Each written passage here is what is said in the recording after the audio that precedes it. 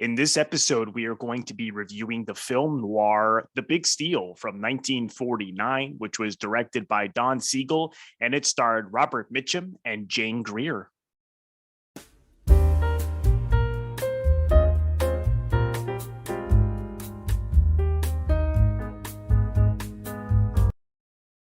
Welcome to Robert Bellissimo at the Movies. This is a YouTube video podcast where I explore movies from all over the world and talk about how those stories were told on film with various guests. And I want to welcome back Raquel Stetcher, who is a film critic, writer, and has a terrific blog as well as a YouTube channel called Out of the Past Blog.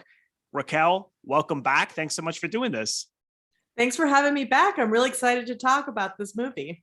Me too. And I know that you have, a deep love for Mitchum, which again was something I didn't know until a mutual friend of ours told me. So what was it about Mitchum? What is it about him that you love so much? What initially got you interested in him? Well, at the very beginning of my journey in falling in love with classic movies, I had taken a film course in college. And one of the movies we saw was Out of the Past. And I was just enraptured with this movie.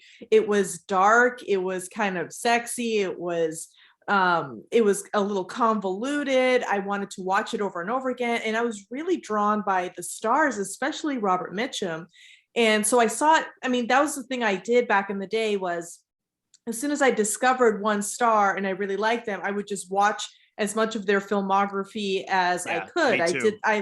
I've done that for so long. So I was watching more and more Robert Mitchum movies, and I loved his kind of his baby, I don't care kind of a personality. He had this sense that he didn't care, but he also cared very deeply. Right. He was a very devoted actor, but he made it look effortless. And also he had this really great presence. He was very tall. He was 6 feet tall.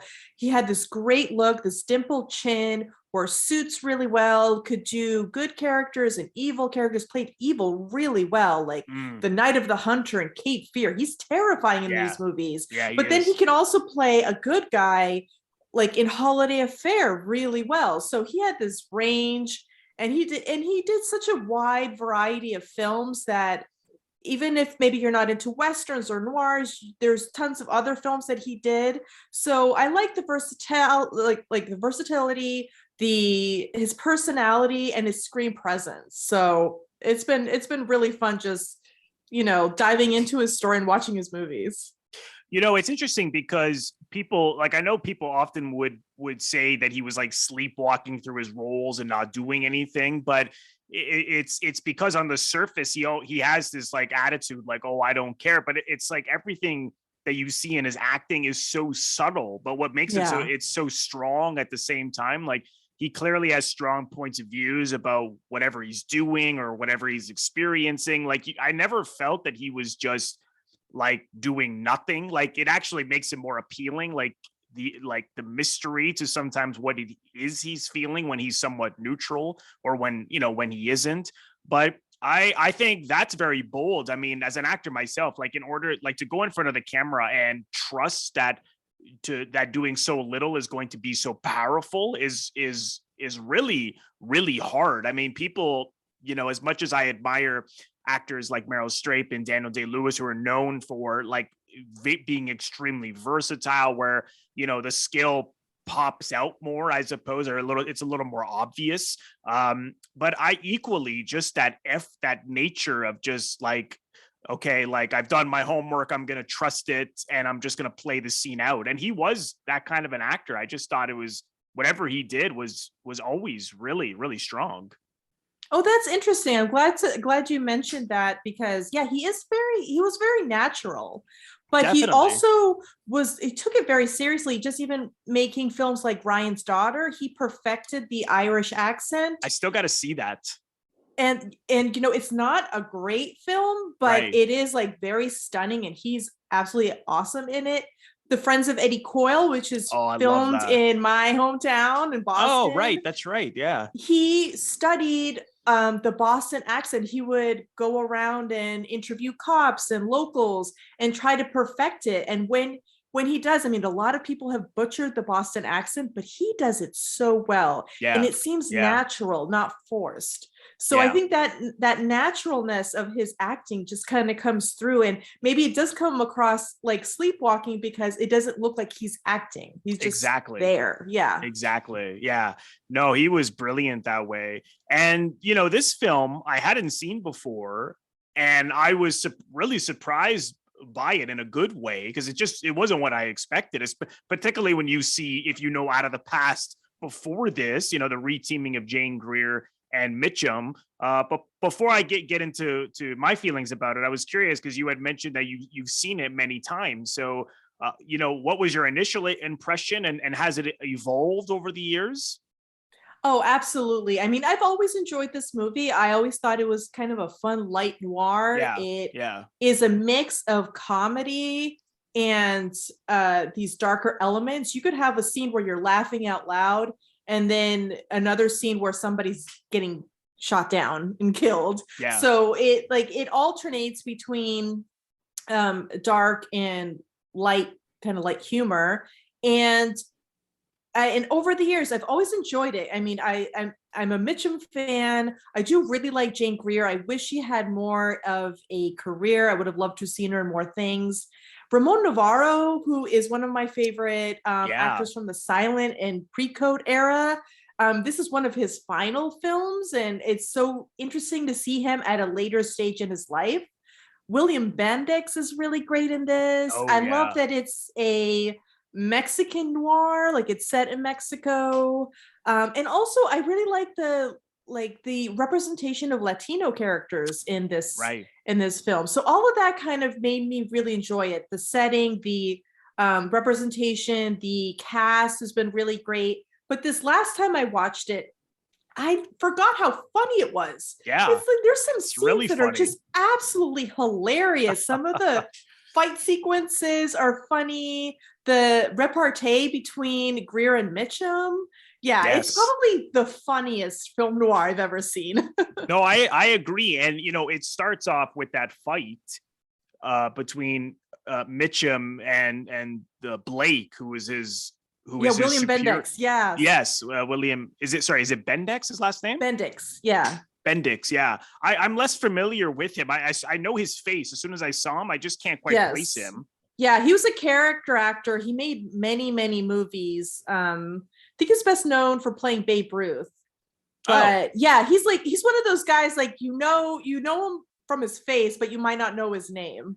Yes, that's exactly it. And when it started off with that fight, I thought, okay, because it's a, you know, it's a pretty like tough fight. Like he pushes him into a pole and knocks him out. And I was like, okay, so it's, you know, it's going to be another rough noir. And then before you know it, I was like, wow, is this like the only comedy noir? Like, I don't think I've ever laughed in a noir ever. And just for people who haven't seen it, because it's less of these psychological noirs that we know and that we love, and it's much more plot based. And I mean, it's a simple plot. It's an army lieutenant accused of robbery pursues the real thief on a frantic chase through Mexico, aided by the thief's fiance. And so I was really enjoying it, and then I realized, you know, because when I was like, maybe this was the first of like those buddy crime comedies that you really saw, like, I don't know, 25, 30 years later. I'm thinking like Bad Boys, like Will Smith and Martin Lawrence, or Midnight Run, you know, Robert De Niro and Charles Grodin, you know, where they're enemies off the top, but then they become friends. And in this case, it's Jane Greer and Mitchum. So it turns into, you know, they don't like each other, and then they blossoms into a romance. And I thought, wow, I had no idea they were even making those in like the late 40s and in a noir. Like, maybe you know more about that. Like, was this the first of that kind?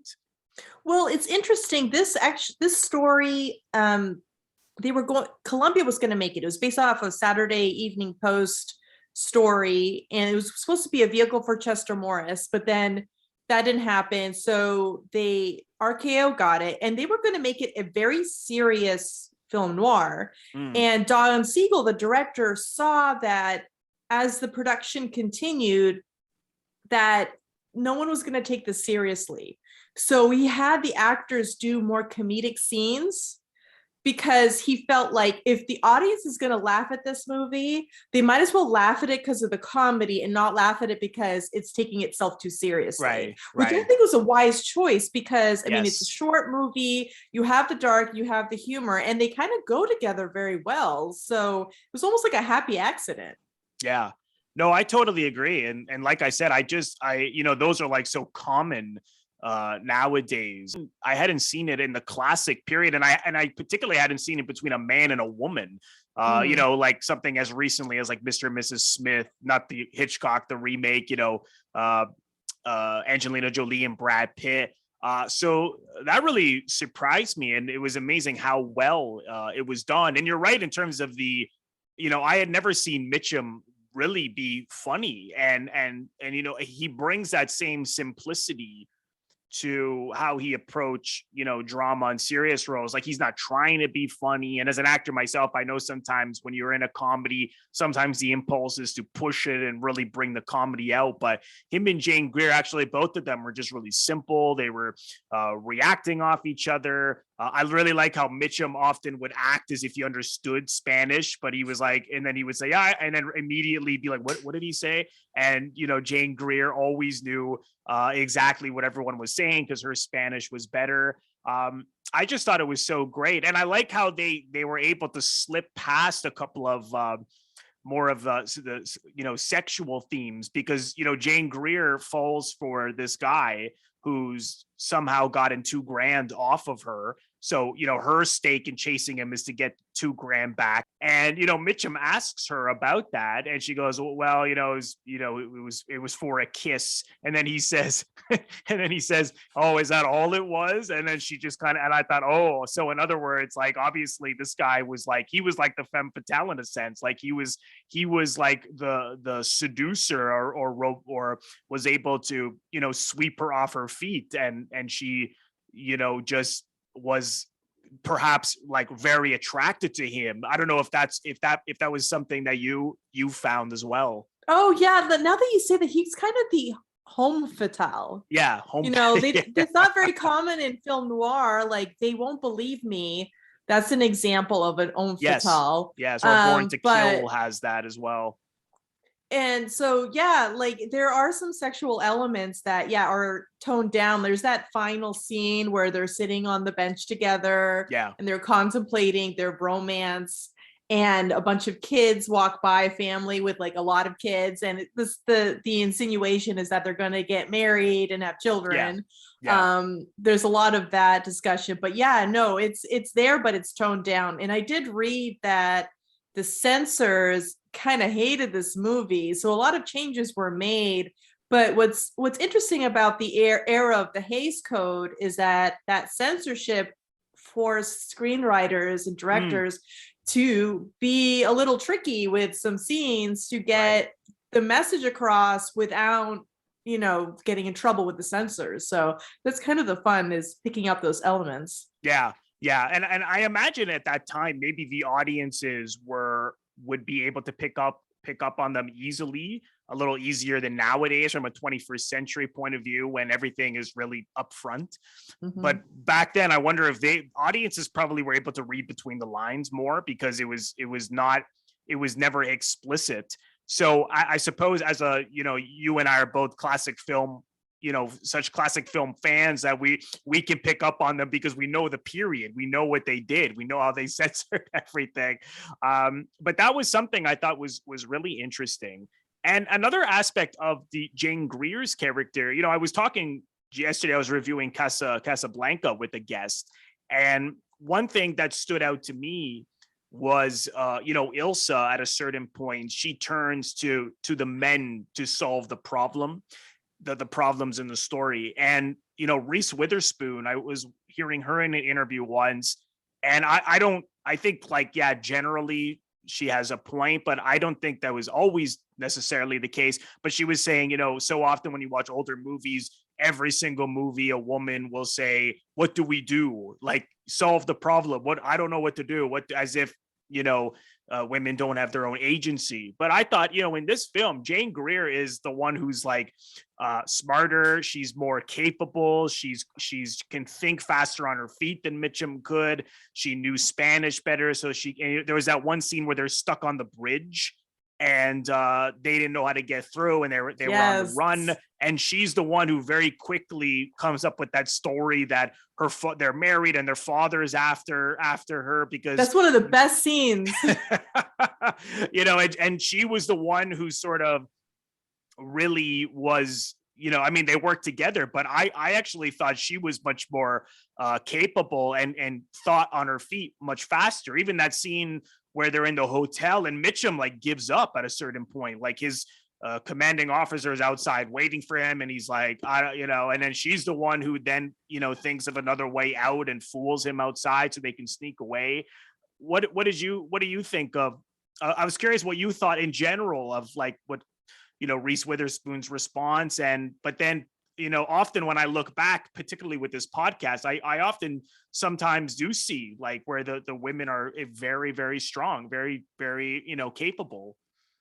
No, I definitely see a lot more movies where, I know that that's kind of like I've heard that from a lot of people about classic movies, that female portrayal is terrible. Right. And it's generally thought to be across the board, but it's not actually the case. There are there are like sexist portrayals of women in films, for sure. Even now, but there you get like pre-codes and film noirs. Like in film noir, these women, she's not a femme fatale in this story, but femme fatales have a lot of their own agency and are driving the plot in a lot of these stories. Absolutely. And you're right about Jane Greer in this movie. She's much smarter than like literally every other character.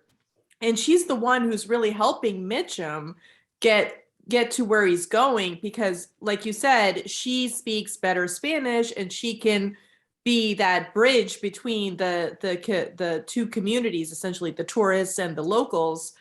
And that quick thinking on her part to convince that guy to let them go over the bridge, or make that little makeshift bridge, and at the same time tell them that it's like they're eloping and they're like her father is on the way, and it's delaying the who's chasing them to get to them. And that's brilliant. I love that scene. And in this film there's a lot of chasing, because you have both Robert Mitchum and Jane Greer's character chasing Patrick Knowles, and then you'll have William Bendix chasing Robert Mitchum's character. Ramon Novarro is not chasing anybody. He's just looking over people's shoulders. Yeah. But no one's chasing Jane Greer.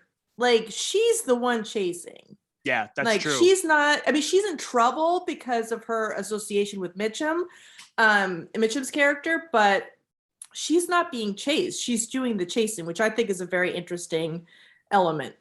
Yeah, that's a good point. I did pick up on that. And another thing that popped out to me was, I think it's one of the few times I've seen Mitchum smile in a movie, like at the end when he's on the bench. I was like, I don't think I've ever seen Mitchum smile. You got to watch Holiday Affair. Yeah, see, I haven't seen that. I still have to see that. That's a family comedy that takes place around Christmas, and he's just so sweet in that movie, and it's unlike anything else he's ever done. So definitely watch that to break your impression. Yeah, no, I believe it's still on the Criterion Channel, so I'm gonna have to check that out. Is there a good? You have that biography on Mitchum behind you that I can see. Is that one of the better Mitchum books? Is there a lot of books on Mitchum? So there are no autobiographies or memoirs. There is a collection of interviews with Robert Mitchum, which is okay. But the best book on Robert Mitchum, and really the only true biography on him, is one called Baby, I Don't Care, which is behind me, by Lee Server, who passed away recently. But he had two really great biographies, one on Robert Mitchum and one on Ava Gardner. Those were his two best known. He also had written other biographies of other artists, but this one has so much detail and a lot of behind the scenes information on Robert Mitchum's movies. And I crave that behind the scenes information on movies. So me too. in that case, it's really interesting. And also Robert Mitchum is just a very interesting person. You had mentioned like comedy earlier. He actually was very talented in comedy, and people didn't use that. He actually would write comedic skits for comedians for different like stage productions and stuff like that. He would write. That was one of his early gigs in acting, like the I guess the acting in the dramatic world was writing comedic skits for people. And there's like some funny photos of him, you know, in drag or like doing silly things. And he had like a really good sense of humor. But yeah, so if you want definitely a book to learn more about him, the Lee Server book is one I recommend. Okay, great. I'll have to check that one out. And this has quite a story as well, the making of this, because this was right when he got busted for marijuana, right? Yes. Yeah, it's really interesting. They had to make this movie kind of around him because he had just been like, I think they were going to start filming, and then he had just been busted for possession of marijuana. And he had a 60-day jail sentence that was reduced by like a week and a half. Right. And then when he was out, he immediately went to go film. So they had to do filming around him.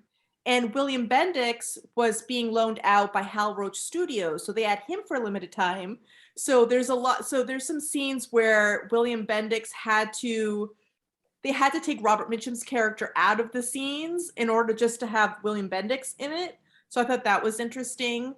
And what's also really interesting about this movie is a lot of people didn't want to make it because of Robert Mitchum. They thought his marijuana jail, like the reputation he had developed being caught with marijuana and the jail sentence would like ruin his career, ruin careers of anyone associated with him.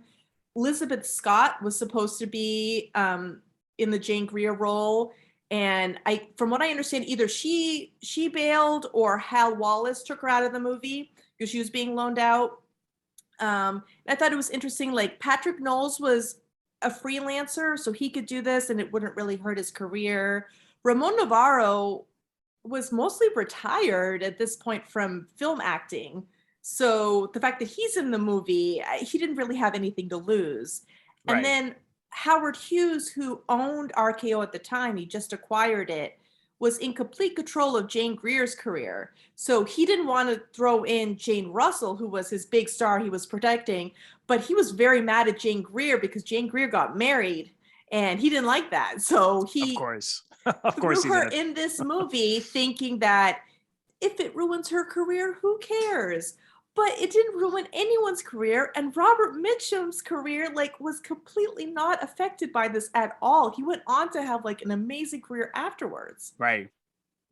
It's pretty interesting. And didn't he also didn't he sort of try to take advantage of the fact that Mitchum was going to be in prison because he thought, I'll like push a bad boy image. Yeah. They tried to do like publicity around it to see if it would drum up interest. And so, yeah, it's interesting how they used that, but then they were also really scared of how it would affect like the actors' careers. Yeah. That's interesting. I don't know much about Raymond Novarro. So he was in a lot of pre-code films you mentioned. I don't really know anything about him. So he was one of the biggest silent film stars in Hollywood. Oh, really? After Rudolph Valentino died, he kind of filled that place he became like the Latin lover. Rudolph Valentino was very much like the heartthrob of the era. And there was a gap when he passed away of this, and Ramon Novarro filled that gap. And his best role was in Ben-Hur. He plays Ben-Hur in the silent version.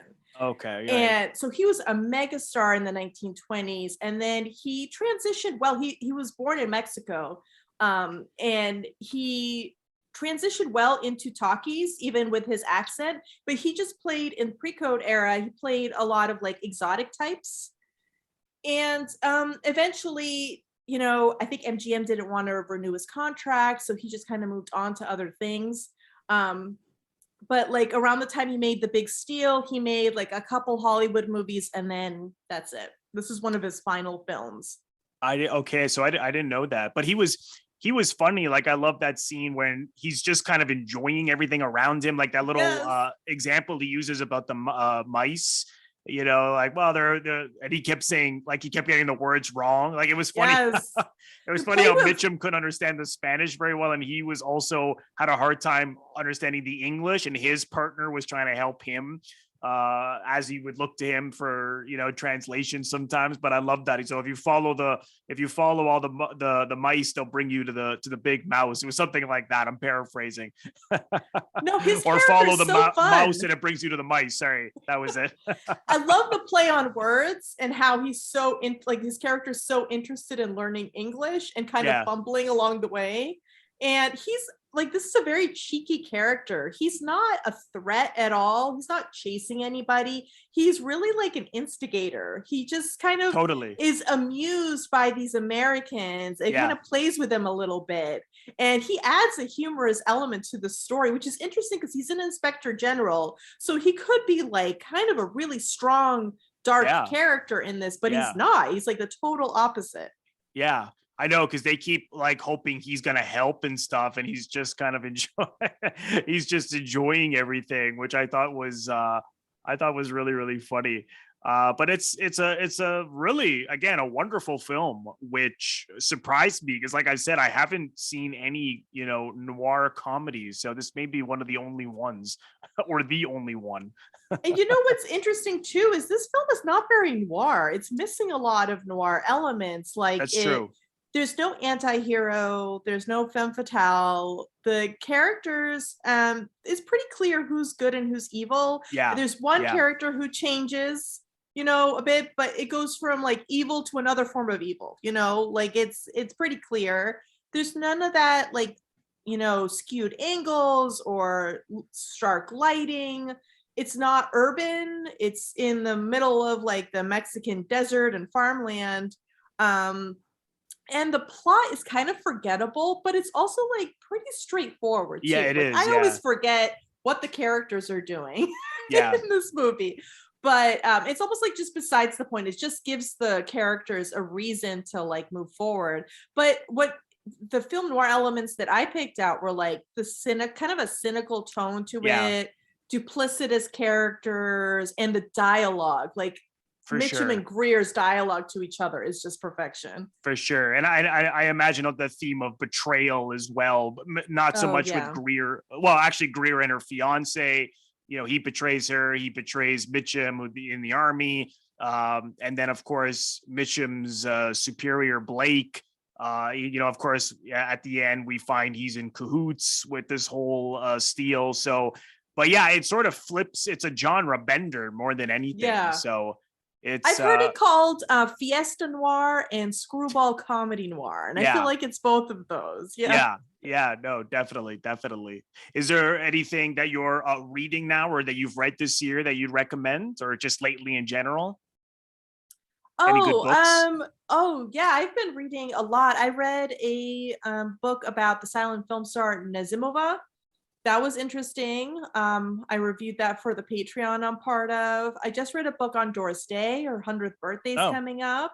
I actually have two books that I want to read behind me, which is a Ramon Novarro biography and an RKO, a book by Richard Jewell. I have, like, he has two books on the history of RKO, like the beginning and then the downfall, and I'm really interested in reading those. Yeah, that would be good. So yeah, I have a lot of books on my plate, and the next one I'm going to read is a biography on James Coburn, and I absolutely adore him. That would be good. So I'm really excited to read that. Awesome, great. And where's the best place for people to find you online and on your website?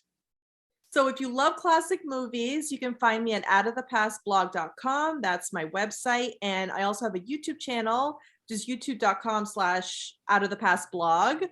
And I'm going to be making more videos this year, so I'm super excited to have people watching that.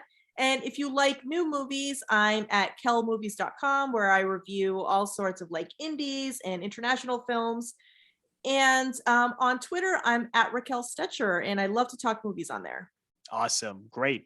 Well, I'll leave all those links in the description box below where you can follow and get in touch with Raquel. Her blog and YouTube channel are both fantastic. And she's put me onto many great books as well, as we can see in that amazing collection. Books. Yeah, behind her. So Raquel, thanks so much for coming on. Please come again sometime.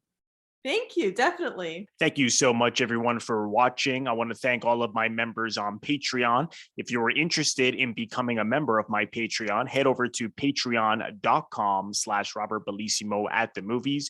Patreon is bonus content created by me month in and month out. And it is a great way for content creators and other artists such as myself to earn an income as we keep promoting and recording episodes on YouTube or on audio podcasts and other kinds of platforms such as that. So head over to patreon.com/Robert Bellissimo at the movies for full details. My Patreon is based on polls that I put out at the beginning of every single month, which you can vote on. You will be very much a part of the decision making as to what I record on my Patreon month in and month out. So head to the link for full details. If you are currently listening to this on the audio version of the podcast and you've run out of episodes to listen to, head over to the YouTube channel where every single episode that I have ever created can be found, youtube.com/Robert Bellissimo at the movies.